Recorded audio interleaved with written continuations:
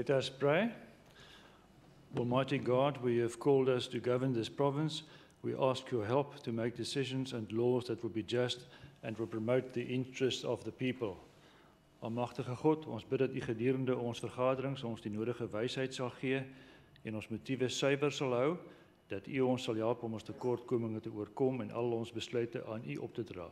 Sikelele ilezwe letu nabantu balo, umusile ukulungu pipondu letu, kozi sikelele I Afrika, Ina abantuana bayo, kokela inkokeli zayo, iniki ukolo I Afrika. All this we beg in your holy name. Amen. You may be seated.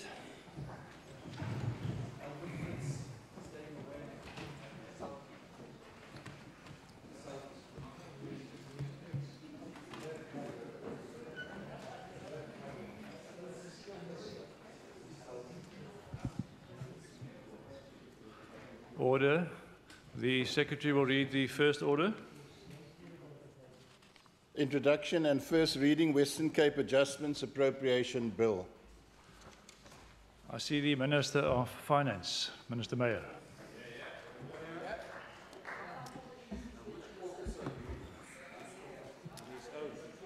Honourable Deputy Speaker, Honourable Leader of the Government Business and my Cabinet colleagues, Honourable Leader of the Official Opposition, Honourable Leaders of Opposition Parties, Honourable Members of the Western Cape Legislature, Senior Officials of the Western Cape Government, citizens of the Western Cape, and to our colleagues from municipalities, Drakensberg, Saldanha, I see the Speaker of Kanaland also in the House, and also to our special guest.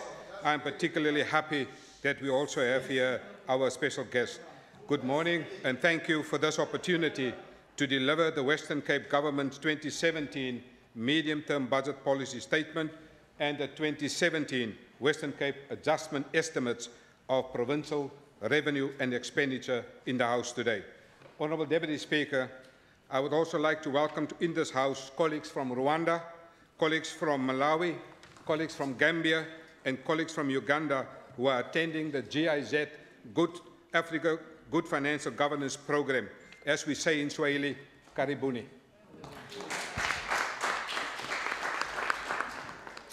Earlier this week, I had the pleasure of sharing our financial governance journey with them, and I'm pleased that we could also learn from each other. Honourable Deputy Speaker, this year and the following 3 years will be challenging as a result of the political economy and the impact of the fiscal envelope over the medium-term expenditure framework. There is much uncertainty, and the recent developments at the National Treasury, state capture, and the precarious position of state-owned enterprises places government's fiscal strategy at a risk. These risks are serious, and I have dedicated a full chapter to these risks in the medium-term budget policy statement. Order.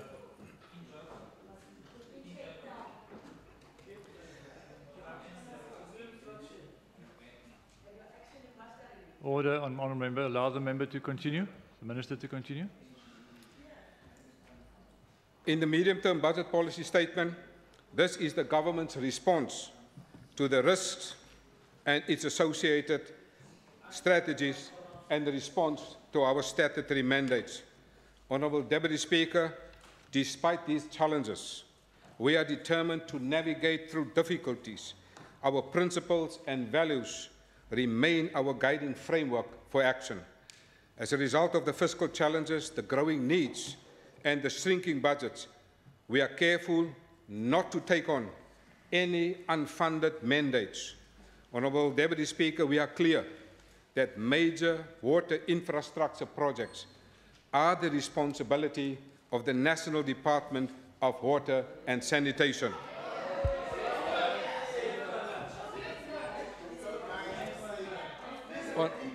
Order. Order. Honourable Yankee.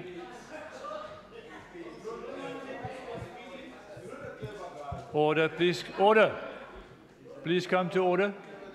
Minister, okay, Honourable Deputy Speaker. The Minister of Local Government, the Honourable Minister Bradell, will make further announcements in this regard during the tabling of the department's adjustment budget in this House later this month. Honourable Deputy Speaker, let me now turn to the economic context of this budget. Honourable Deputy Speaker, South Africa's economic performance continue to reflect protracted trends of subdued growth, and this trend is expected to remain over the medium term. Continued structural constraints include low levels of investor and business confidence in the domestic economy and high levels of unemployment as a key factors contributing to the persistently mute economic growth. The 2018 budget continues to be informed by the current economic environments, and these are impacting on this province. The South African economy remains fragile, and this is reflected in the downward revisions of the overall growth of 2017 to 0.7% in the 2017 National Medium-Term Budget Policy Statement, and also to 1.3% at the time of 2017 in the National Budget of February this year. Honourable Deputy Speaker, there are critically fiscal risks and delivery risks in this province. Honourable Deputy Speaker, the 2017 National Medium-Term Budget Policy Statement highlighted a number of risks in the fiscal statements. These include underperformance of the economy and under-collection of revenue, more pronounced strain imbalances within public finances as the public sector wage bill increasingly crowds out other important public spending trends, the rising share of debt service costs on the national fiscus, the build-up of unpaid accounts and fiscal imbalances, and continued financial and operational deterioration of major state-owned enterprises in South Africa. Amid the constrained economic and fiscal context, the Provincial MTBBS, tabled in 2016, outlined key risks for this province in a provincial risk statement. Key risks at the provincial level, Honourable Deputy Speaker, include the growing demand for public services as the population and poverty grows, water security and the drought, the medium and long-term impact of the avian influenza outbreak, the expected increase in the occurrence of fires in the Western Cape during the upcoming fire season, crime, ageing infrastructure and infrastructure backlogs. The Western Cape is in the midst of a severe water crisis which has both economic and social implications for the people of the Western Cape. Besides the impact on consumers, the drought is posing an enormous risk to the agricultural industry, and with an estimated 17,000 employment opportunities at risk. Other sectors affected include the tourism sector, certain manufacturers, and the construction sector. I will return to the issue of construction later during my speech. But, Honourable Deputy Speaker, from a public sector perspective, the Western Cape Government has committed to explore innovative ways to deliver on infrastructure mandate of this government. The impact of the drought will place increased strain on public resources at provincial and at the municipal level. The Western Cape Education Department impact on school nutrition could be a significant risk due to the increase of costing of food due to the current drought being experienced in the province. Furthermore, the uncertainty of the impact of the water crisis may affect the construction sector, as water is key input in the production process and may also impact on the cost of infrastructure delivery. I have had discussions with the Minister of Transport and Public Works, the Honourable Minister Donald Grant, about the impact of the drought, and Cabinet has also considered proposals in this regard. The Minister of Agriculture, Honourable Minister Alan Winde, has raised the avian influenza outbreak at Cabinet level, highlighting the severe impact it's having on the agricultural industry. Honourable Deputy Speaker, high crime rates have also been highlighted as a key risk given the impact it will have on the province as a safe environment wherein citizens flourish, business can invest and tourists can visit. In relation to this key risk, impeding factors, the satisfactory learner outcomes include increased gang activities in this province, community protest, theft, vandalism, violence, and learner intimidation at school. The Minister of Health, the Honourable Minister Nomafrens Mbombo, has prioritized the safety of her staff at healthcare facilities and particularly the emergency medical services. In certain hotspots, such as Manenberg, remains a key risk. Service pressures coupled with a constrained fiscal environment, currently fluctuations at higher than consumer price index medical inflation has decreased the real buying power of already constrained public health resources. And this minister is on your neck every single day. As a result, budget pressures continues to mount, impacting on service access and quality. Dependency on the national government is increasingly a challenge, as many of the risks facing by the Western Cape government falls outside the mandate of provincial departments, including policing and major water and infrastructure delivery. The weak economic conditions of deteriorating climatic conditions are affecting municipal sustainability, impacting on municipal ability to raise revenue, as well as reducing unemployment and poverty. These have resulted in a negative impact on the financial sustainability of the various municipalities here in the Western Cape. Honourable Deputy Speaker, this legislature should also note that the government is facing a big fiscal risk in that the government wage bill is unsustainable. A country cannot afford the current wage bill. I have, however, been mandated yesterday by the Western Cape Cabinet to represent this government at an Executive Consultative Mandate Committee next week at the wage negotiation discussions. I have received a clear mandate from this Cabinet regarding fiscal stability and the impact of wage negotiations on the government total expenditure.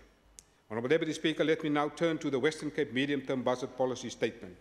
The 2017 Western Cape Medium-Term Budget Policy Statement covering the 2018 MTF period provides for economic and policy context within which the upcoming provincial budget will be presented.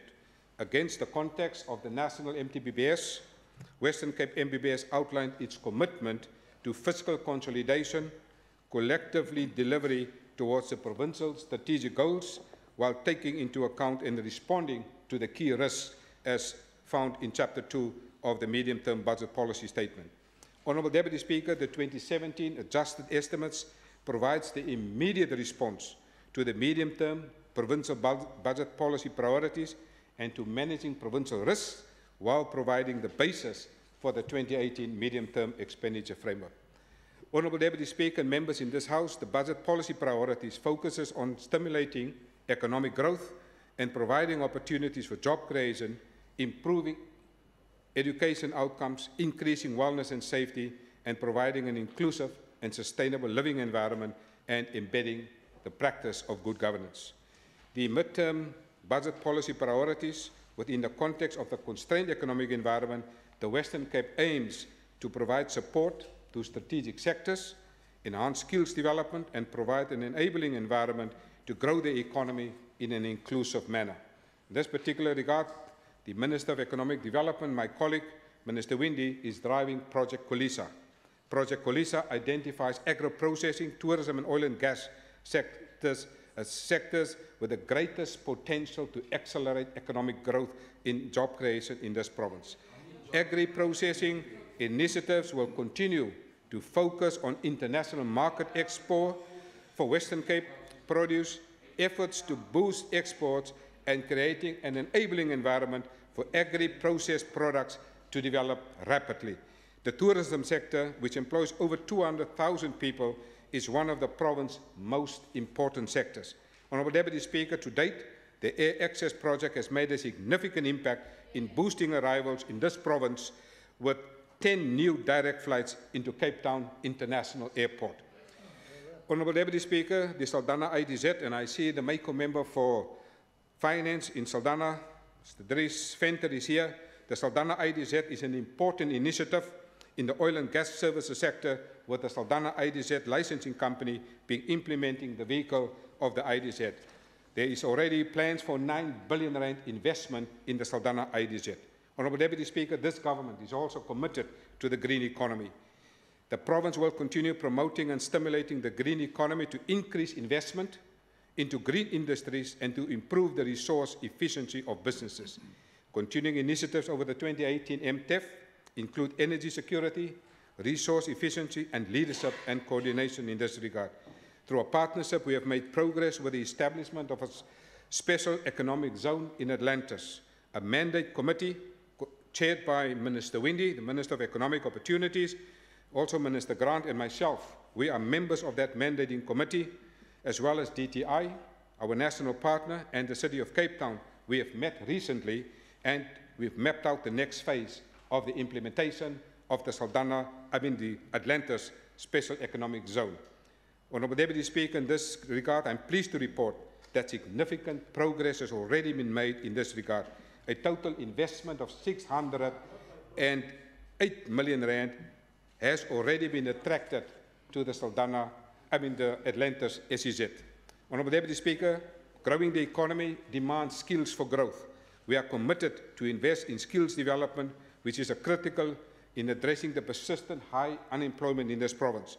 The apprenticeship game changer focuses on work placements and semi-skilled and artisanal candidates by providing them with access to work opportunities and training opportunities. In response to the large-scale unemployment amongst the rural youth, the Agricultural Partnership for Youth Development will focus on the development of skills and education of the rural youth. My Cabinet colleague, the Minister of Agriculture, Minister Windy, will say more about this during his adjustment budget. The transport infrastructure. The maintenance of the delivery of transport infrastructure will continue over the 2018 MTEF and include projects aimed to promote social and economic development and enables economic performance and high economic multiplier effect. The Western Cape Government has made significant investment as an integrated and service-oriented system that increases access to communities, to opportunities and services. The province will continue to develop with the development of the Go George integrated transport public network, which will double the current service offering and connect Thembaletu and the neighboring communities. The developments with Stellenbosch Municipality on the Program for Sustainable Transport Initiatives will continue over the 2018 MTEF. Honourable Deputy Speaker, in terms of improving education outcomes and opportunities for the youth, creating opportunities for children to remain in quality schools for as long as possible and to enhance opportunities for the youth, particularly constructive after-school activities that provide cultural, sport and educational activities remain a priority of this government over the MTEF. Key focus including implementing curriculum, school management strategies, in particular mathematics and language services. Continued focus will be placed on piloting the collaboration, a very exciting project driven by the Minister of Education. The collaboration school model is a project with strong managerial and training resources from the private sector, which aims to strengthen education outcomes in public schools that require additional support through school operating partnerships. Honourable Deputy Speaker, e-learning, bridging the digital divide in the Western Cape. The Western Cape Government has embraced the use of technology in schools by providing broadband connectivity to 1,278 schools by the end of the 2016-17 financial year. The cumulative total of 5,331 smart classrooms have been implemented between 2014 and 2017 across 391 schools, increasing the quality education in poorer communities. The Western Cape Government will continue to implement programs to limit the effects of poverty on learning through access to no-fee schools and fee exemption at paying schools. In 2016, Honourable Deputy Speaker, 580,000 learners specifically benefited from access to no-fee schools, that's excluding fee exemption, and 473,000 learners benefited from the nutrition program, and almost 60,000 learners gained access to transport. But, Honourable Deputy Speaker, there's a matter of great concern to all of us, and that is the safety at our schools. Honourable Deputy Speaker, at almost every cabinet meeting, the Minister of Education, the Honourable Debbie Schaefer, raises the issue of the extent of crime in the Western Cape and how it continues to impact on the socio-economic realities of the most vulnerable. Safety at schools. Safety at schools has therefore become a priority area due to it being a key inhibiting factor in the creating of safety environment for learning. A number of successful school safety initiatives exist and may be extended. These include, amongst others, the implementation of the school safety plan, safety kiosk in high-risk schools, the use of safety marshals, and a project led by Minister Dan Plato, the Hawking Bus program.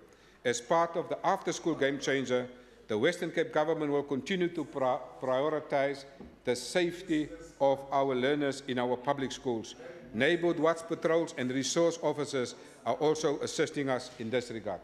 Honourable Deputy Speaker, as a result of the intervention of Minister of Social Development, Minister Albert Fritz, the Western Cape government continues to focus on increasing the quality of grade R learning at public ordinary schools and independent schools to ensure that those who enter grade 1 are well prepared. That happens in the Education Department, but specifically also investments that has happened at the ECD centres in the Department of Social Development. A focus area is providing new classrooms in interest of greatest need in poverty areas, training of 120 students at ECD practitioner assistants, and strengthening the implementation of curriculum assessment policy statement in grade R through the training of grade R teachers and monitoring in the classroom. This is a great initiative happening in the Education Department. But also, ECD access from 0 to 4 will be expanded, reaching about 87,000 children annually by the year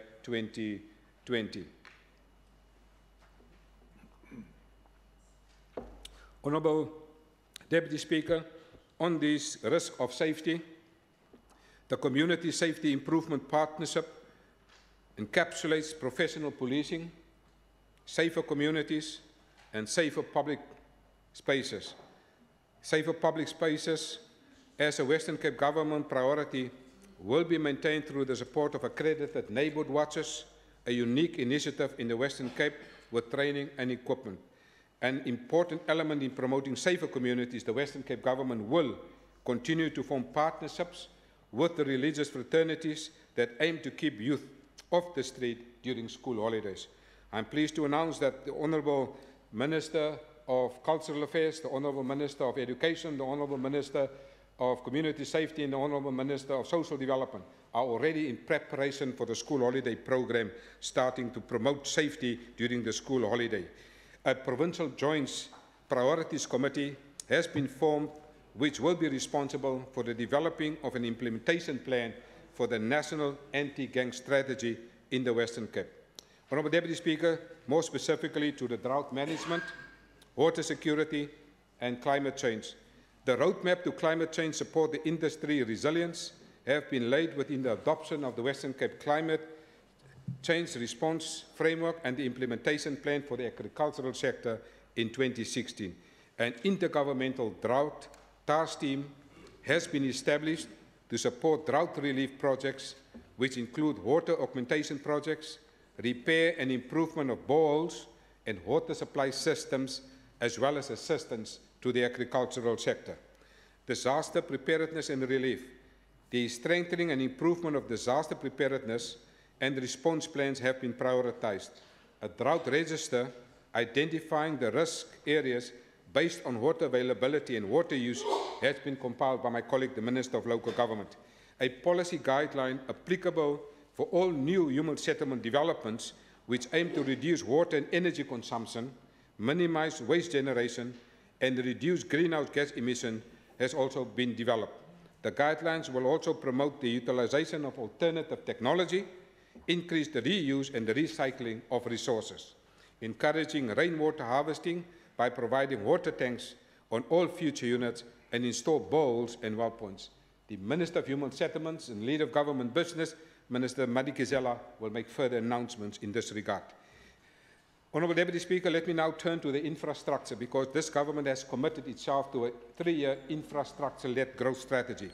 Honourable Deputy Speaker, historical infrastructure backlogs for new infrastructure and maintenance, and the growing need to prioritise maintenance of the provincial asset base are to be considered when compiling departmental budgets.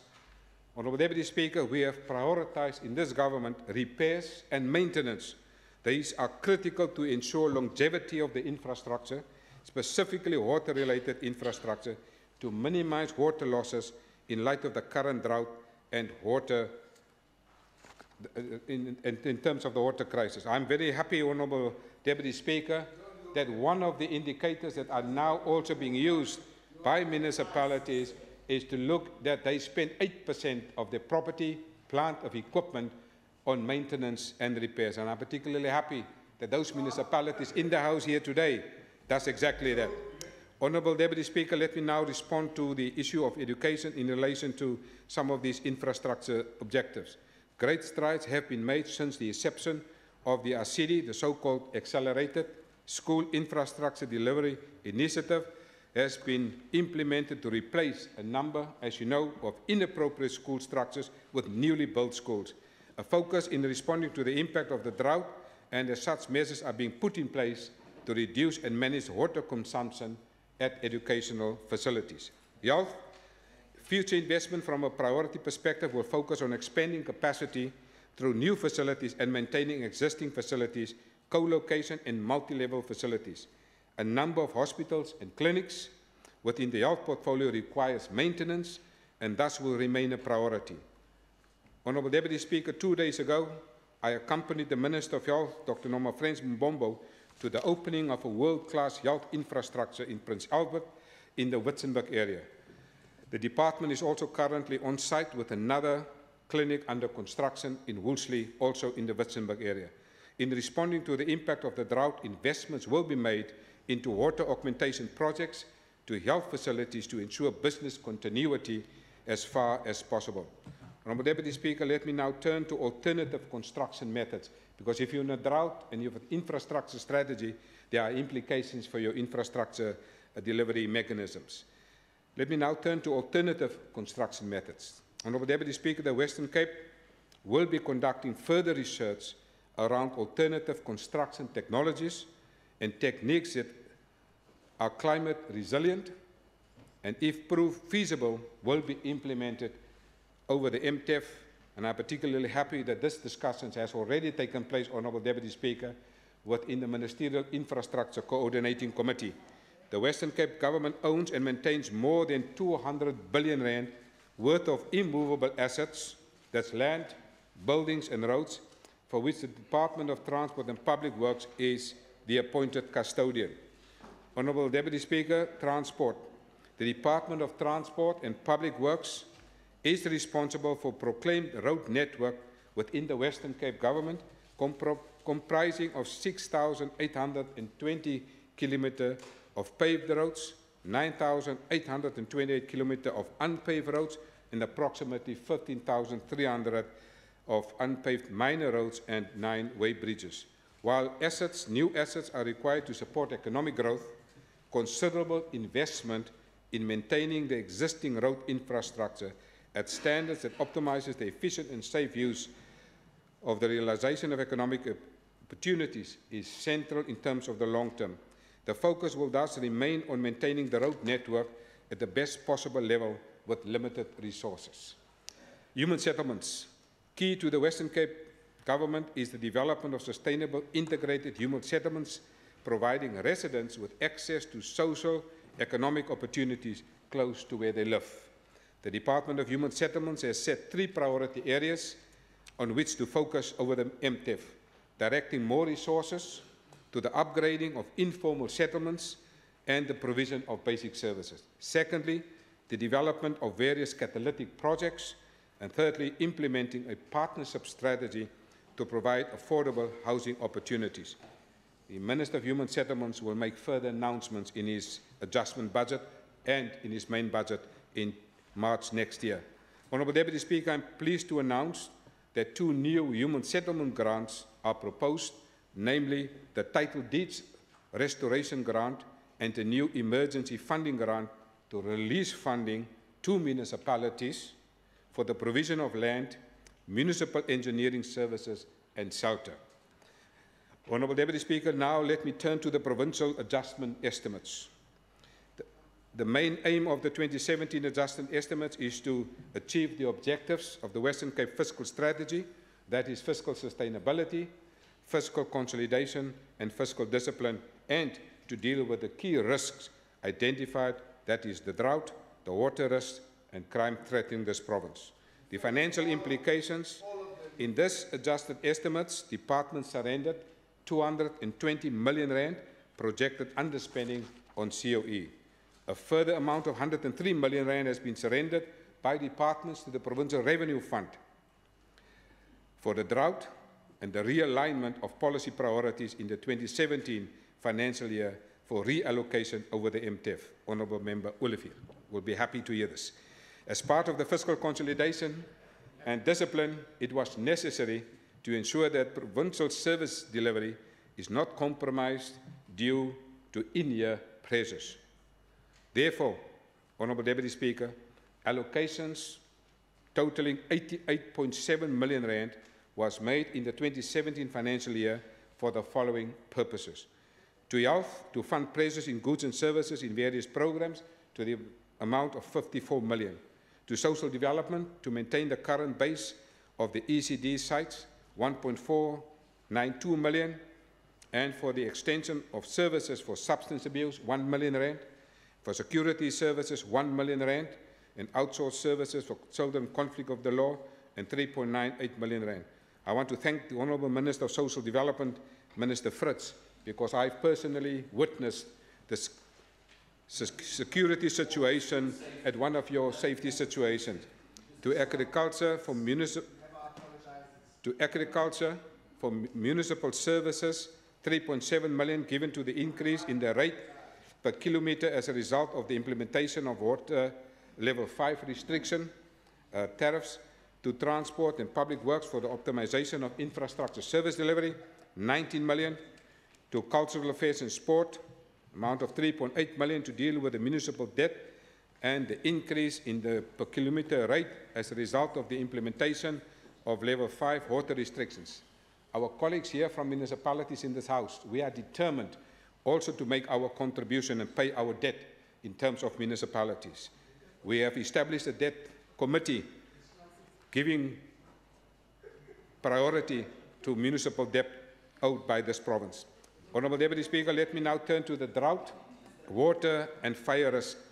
Honourable Deputy Speaker, as the Minister for Finance, I was mandated by the Cabinet on the 16th of June this year, as authorised by Section 25 of the Public Finance Management Act, to allocate 75 million rand in emergency funds to specific votes as an initial drawdown to deal with the implications of the disasters affecting the province. These allocations were appropriated in this House on the 17th of August through the Western Cape Adjustment Appropriation through emergency funds. Further to this provincial government introduced initiatives to deal with the implications of the drought. All of these initiatives are aimed at compiling provincial response, short and long term, to address the issues of the drought, the fire crisis, and the water, budget allocations and commitments, allocating totaling 165 million rand for the current financial year and a further 157 million rand for next year financial year are now included in this adjusted budget. These include specifically 55 million rand to the Department of Local Government in the 2017-18 adjusted estimates on condition of a detailed and executable procurement and business plan demonstrating ability to spend. Also, to deal with the impact of the drought, provision is also made in the 2018-19 financial year, but kept in the reserve, Honourable Deputy Speaker. That is 25 million rand to the Department of Education, 14.6 million for health, 33.9 million to the Department of Local Government for water resource infrastructure in 2018-19, and 77.5 million to education allocation also in 2018-19. Honourable Deputy Speaker, in terms of crime, the Department of Community Safety will make provision through reprioritization within the department's baselines for requirements requiring for the upcoming festive season, the economic crimes and safety issues within the inner city, and dealing with the top 10 areas affected by crime in the metro. In the schools have been prioritized in 2018-19 financial year. 1 million rand has been reserved also for vote for the safety, led by Minister. 1 million rand has been reserved for the safety for the Department of Community Safety. An additional 1.5 million rand has also been made available to the Department of Community Safety. Also, Honourable Deputy Speaker, in addition to that, this Cabinet have made following additional amounts taken up in the 2017 adjusted estimates. Funding has been allocated also for the recruitment and training of graduate interns within the Department of the Premier and within the Department of Agricultural Affairs and Sport and the Department of Education for the after-school program. 19 priority schools that are vulnerable to crime and violence in high-risk gangsterism areas in the Western Cape, that includes the 5 schools in Lavender area, have been identified. The Department of Community Safety aims to introduce an integrated safe zone and school safety strategy to alleviate the high levels of violence in Lavender Hill through deployment of law enforcement auxiliary services and school safety resource officers at the 5 high priority schools in the area. Amounts of 3 million rand in 2017-18, 3 million in the next year, and 3.2 million in 2021 have been allocated. An amount of 2 million rand has also been allocated in the 2017 budget for the neighbourhood farms, community market gardens development. The opportunity identified by the neighbourhood farms will unlock the potential for food, local food production, which will bring positive benefits to the social, both natural and economic environment in communities, and will promote local food security, healthy eating, and safe food provision. Funding is provided also for the Ingenie EdTech Incubator, which aims to enable entrepreneurs in Africa to access early-stage funding and support, thereby assisting new innovations to enter the education system. Madam Speaker, an allocation of 1 million rand is also made available and 2 million for next year to fund the Cape Innovation and Technology Initiative. An amount of 5 million rand is also, Madam Speaker, provided in the 2017-18 to the Department of Cultural Affairs for the promotion of the development of classic music and opera within the province. The Minister of Cultural Affairs will make additional announcements in an adjustment budget. 1 million rand has also, I think the honourable members on that side of the House will be happy that 1 million rand has been allocated for the Rugby World Sevens, which will take place in Cape Town from the 9th till the 10th of December at Cape Town International Stadium to assist in covering the costs of medical expenses, security and other auxiliary costs associating with this major sporting event. The Minister of Cultural Affairs will make further announcements in her main budget and the adjustment budget. 250,000 rand is provided to the Department of Local Government for financial assistance for the electricity supply interruptions by Eskom for the Swartland municipality. The gazetting of allocations to various municipalities total 2.4 billion rand for the 2017-18 financial year. The accompanying Provincial Gazette provide mainly for the following key initiatives at municipalities. Community safety, an amount of 3.3 million for the appointment, training, and equipping and operationalization of school resource officers, as well as volunteers to serve in the City of Cape Town Law Enforcement Auxiliary Service. I'm happy to say that the Mako Member of Finance, Dr. van der Merwe, is also in the House. Vote 10, Transport and Public Works, an amount of 10.3 million rand for financial assistance to municipalities for the maintenance, construction of transport infrastructure, public transport, non-motorized infrastructure, and the George Integrated Public Network.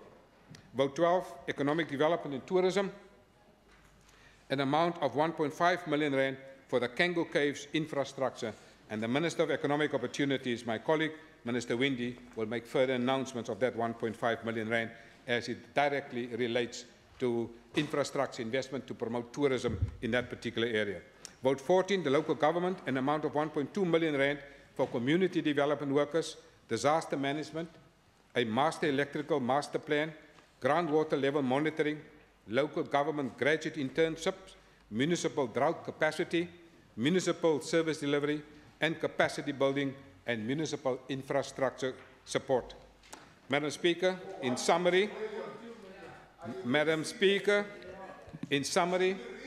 the adjusted estimate budget makes provision for additional net spending to 284 million rand, bringing the budget of 59.431 billion to 59.716 billion.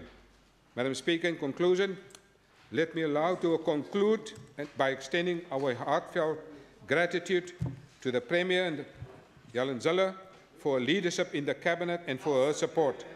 I am indeed honoured to be part of this winning team.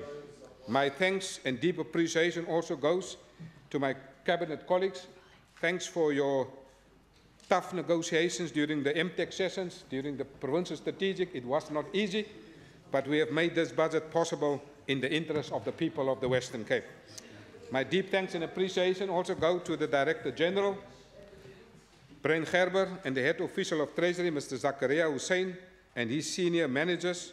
Special word of thanks for the Head of Fiscal Services, Mr. Harry Malila, and the whole budget team. Honourable Speaker, it is therefore now my pleasure to table the 2017 Western Cape Medium-Term Budget Policy Statement, the 2017 Western Cape Adjusted Estimates of Provincial Expenditure, the Western Cape Adjusted Appropriation Bill 2017, and the Western Cape Gazette of Allocations to Municipalities, and this speech for discussion and consideration by this House. I thank you.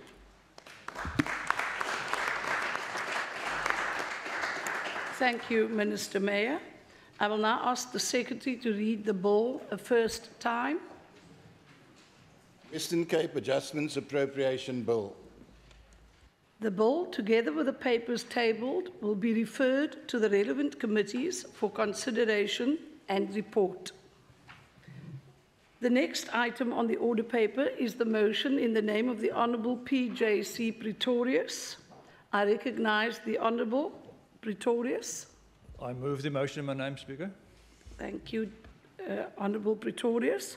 I have been informed by the Chief Whip that the Programming Authority resolved that there would be no list of speakers and that parties will now be afforded the opportunity to speak for 3 minutes on this motion. I recognise the ANC. I see the Honourable Ace. Thank you, Honourable Speaker. Honourable Speaker, the Desperate Alliance is very desperate again. On the 18th of August 2017, the Conduct Committee had a damning report from the Registrar on the conduct of the MEC Marigazela. The DA only way to stop the investigation of the Conduct Committee was to replace and remove the Registrar and force the chair of the committee to resign.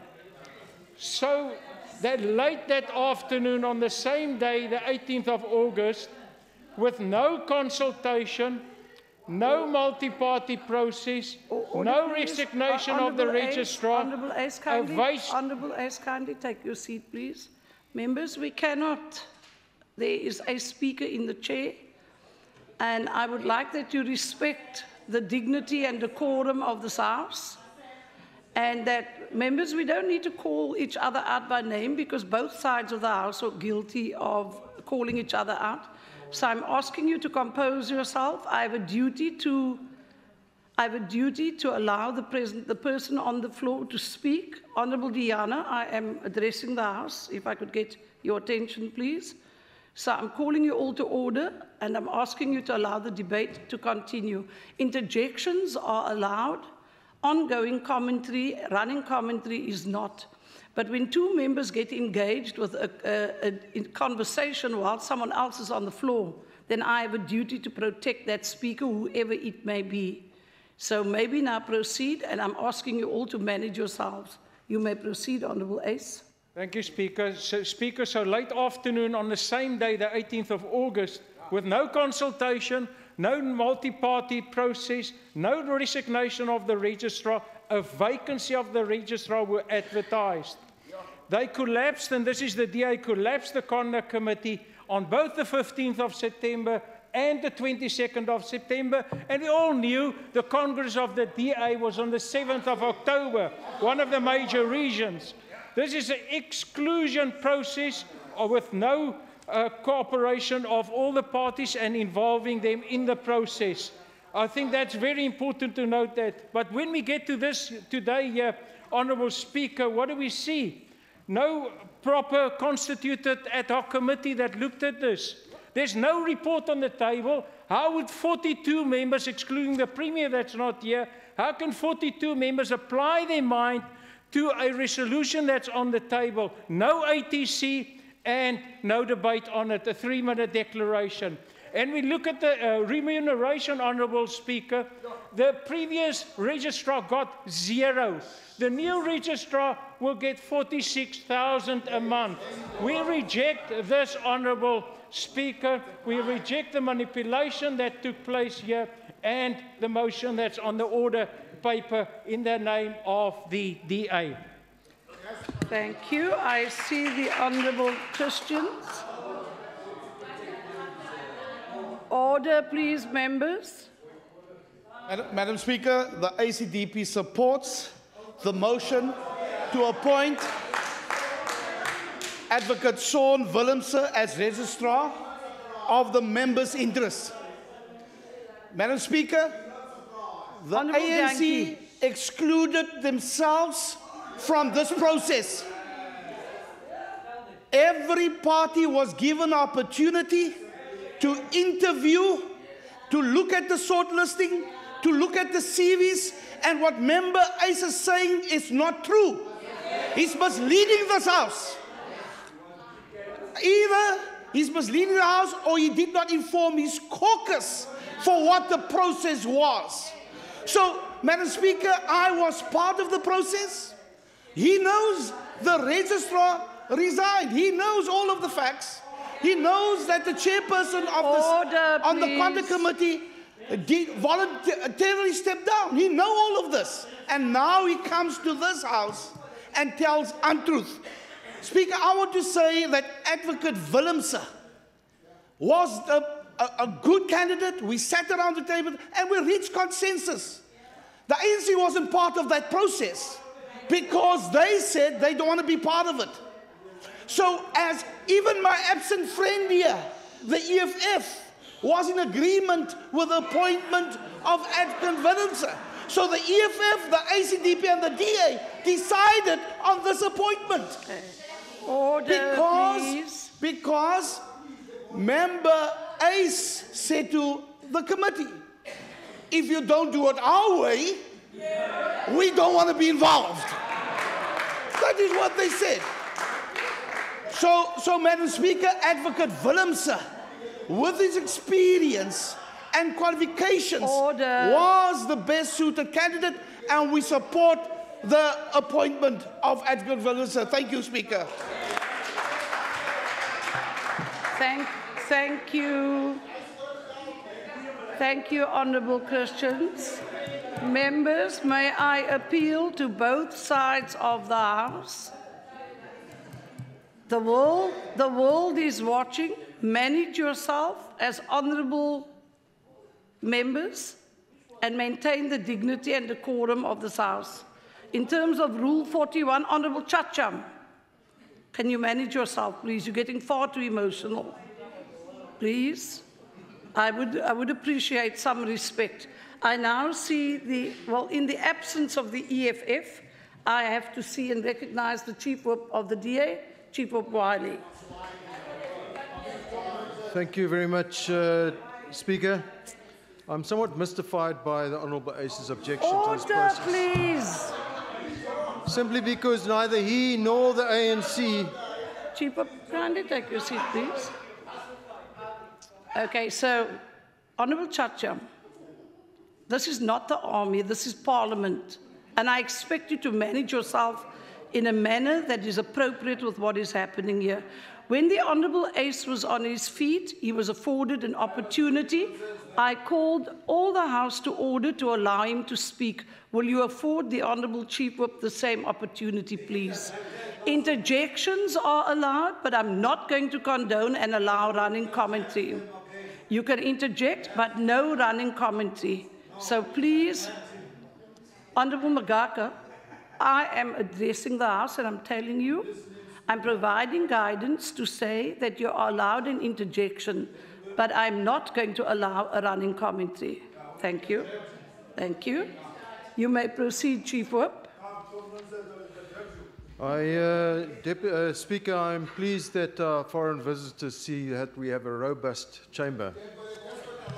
As I say, I'm mystified by the Honourable Ace's objection. Neither he nor the ANC participated in the protest process at all. He complained from the outset for the need to fill the post. This after, contrary to what Honourable Ace alleges, the former registrar had resigned in writing. The former registrar had indicated his intention to resign last year already. His reasons were crystal clear. He felt he was being placed in an untenable position and being made to take sides politically. Given the contrived and trivial cases the ANC were bringing before the committee, it makes no wonder that the registrar felt abused. Given that the registrar is an employee of this parliament and he has other services to produce. Now when he has resigned, they do not want the position filled. This does not surprise me.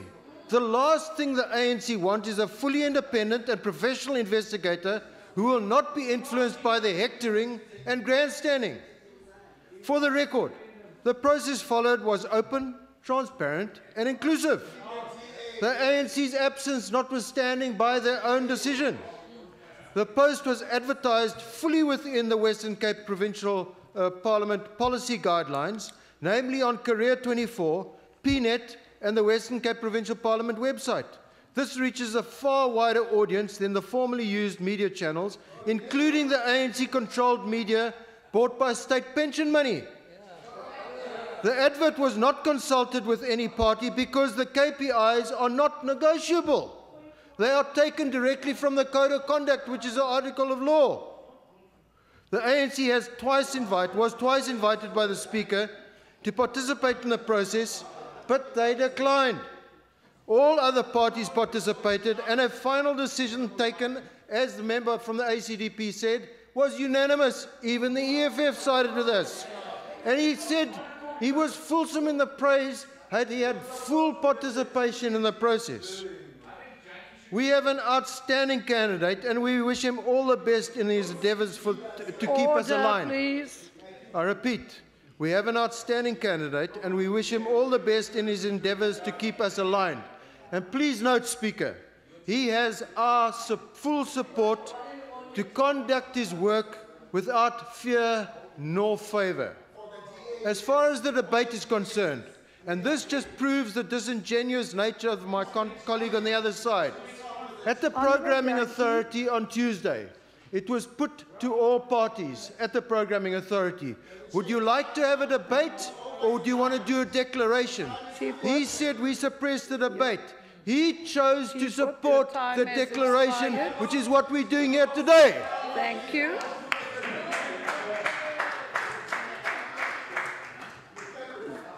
That order, please.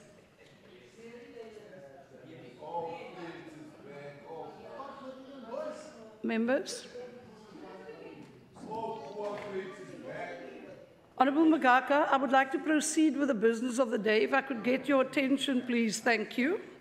That concludes the debate on this motion. Are there any objections to the motion being agreed to? There are no objections agreed to. Please note, members, honourable members, that the Budget Committee meeting will sit immediately. Well, who objected? Okay, sorry. When I asked, are there any objections? No one raised. Okay, so